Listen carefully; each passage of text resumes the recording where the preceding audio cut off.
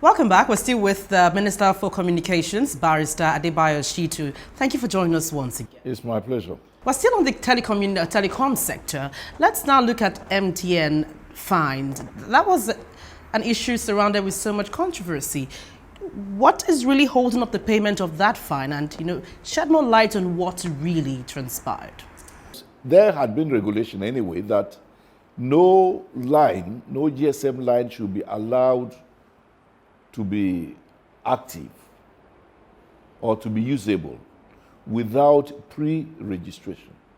Pre-registration of the data of those who use it, the name, the address, the photograph, and other details, so that when there's a problem with the line or with the usage of the line, the security agencies would have the opportunity of being able to find out who is misusing or abusing the use of such lines. All the operators had been aware of this regulation. Somehow MTN was in default with up to 5.2 million lines, which were discovered not to have been pre-registered before being allowed to be used by all sorts of people, most of who we can say are criminals. MTN was warned over the years, but perhaps the previous managers of the regulatory authority, that is NCC, which is an agency under this ministry, perhaps they were turning the other eye, we don't know. But when the new administration of NCC came on board a few months ago, less than a year ago, they called them to order and they imposed the fines, which had, because they were discovered to have been in violation of this regulation. When that happened, they were asked, of course the regulation says for everyone which is allowed to be used without pre-registration, they were to pay 200,000. MTN knew this regulation had been in existence. Unfortunately, we don't know what went wrong. They were in default, and so the fine was imposed on them. So where do we stand now? Where we stand now is the fine is yet to be paid. Exactly. Why? When they had up to 31st of December to pay, even despite the fact that they pleaded for leniency and some remission was granted to them by Mr. President, they went ahead to file an action in court, perhaps to preempt, the action of government to close down their entire operation in default of the payment of those fines. So that held the hand of government, and so we prepared to meet them in court. After they had used that court process to buy time, they then came back to plead that they wanted an out-of-court settlement. Of course, every legal process would encourage out-of-court settlement. So the Honorable Attorney General and Minister of Justice, who is the head of the legal team of the federal government, gave them two conditions for an out-of-court settlement. The first condition is that they withdraw the case from court. The second condition is that they pay a sum of 50 billion naira as an act of good faith. They complied with the two conditions. But before negotiations, the out-of-court settlement negotiations could take place, the House of Rep instituted a probe as to the circumstances of the entire, 50 billion naira that was paid. We have made several appearances, on the invitation of the House of Reps Committee on Telecommunications. And we are awaiting the final resolution. In the currency of such investigation, no further step can be taken by either the NCC or the ministry or even the federal government. So I would say that what is delaying the final completion of negotiations is the fact that we are still awaiting, the signal from the House of Rep saying that it had concluded, investigation, and that, the process of out-of-court settlement could go on. Now, as part of your 6 points promises that you made, you said, apart from saying the nation, you will turn the sector into the nation's cash cow, and you also intend to run an open and inclusive government. You talked about replacing petroleum as a top foreign exchange earner, mobilizing to boost agriculture. I've not seen anywhere here where you promise to use communications to fight terrorism. And that's what other countries are doing. Well, we have an anti-cybercrime act already in place.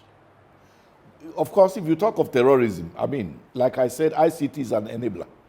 If you have CCTV cameras, for instance, all over the country, of course, that is use of ICT to fight crime and to fight terrorism wherever it operates.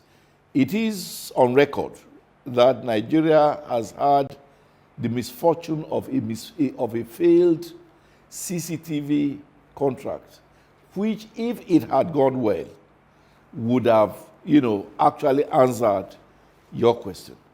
It is not about the Minister of Communications alone. As a matter of fact, it's not the duty of the Minister of Communications to fight terrorism. It is the duty of other agencies like the police, the armed forces. No. I thought it was the duty of all Nigerians to do that. If you like, it's the duty of all Nigerians. What we do is to provide the resources which can be used by the police, by all Nigerians anyway, to do whatever they want to do. That's exactly the point. So as far as we are concerned, ours as regulators is to ensure that we encourage innovations and we encourage the use of technology by agencies charged with different responsibilities. I want to re-emphasize again that fighting, terrorism is really the job of the armed forces and the police, but all that we do is to provide, for instance, where the armed forces require spectrum, for use in their, equipments, we provide it. I mean, this is one of the components, of the use of ICT in, fighting crimes and all of that, because they would certainly require radio communications and all of that. Of course, we provide that, but we are not directly involved in fighting terrorism. So there's no collaboration with this sector to really handle this matter? You may want to specifically isolate the issue of cyber criminality. If that is the case, of course, we also have an act, Cyber Security Act, which puts the responsibility for using technology to fight criminality on the doorsteps of the Office of National Security. We are not even in the council, in the Cyber Security Council. This ministry is not even represented, by the provisions of the law. So I mean, that will make you understand clearly that our roles are well defined and that it excludes active participation in the fight against, criminality and against, terrorism. Are you bothered about how well these terrorists or armed criminals, communicate effectively? And here we are. We're trying to fight this, to a standstill, and yet we don't really have that means of, holding them, getting them red-handed, or however you want to put it. Every patriotic Nigerian will be concerned. I mean, because criminality necessarily affects everybody. Once it persists, everybody becomes insecure and all of that. But our role really is like that of the role of a seller of vehicles, for instance. A motor sales person. The criminal also goes to the garage to buy vehicles, goes there to buy, other things that they use.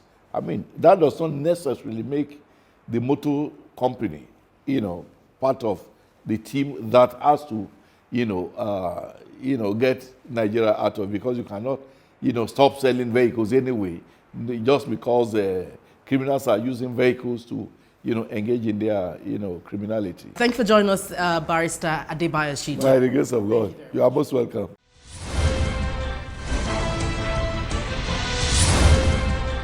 Now, Thank you for your mails as always. Keep sending your views and comments using the address and Twitter handle on your screen. Let us know anything happening within your locality, especially if you're in the nation's capital. Now, don't forget, you can view the program on youtube.com/channelsweb/videos. Make your comments after viewing any of the videos. Please include your name and where you're writing from. Thank you for watching this week. I'm Gloria Umezuke. See you again.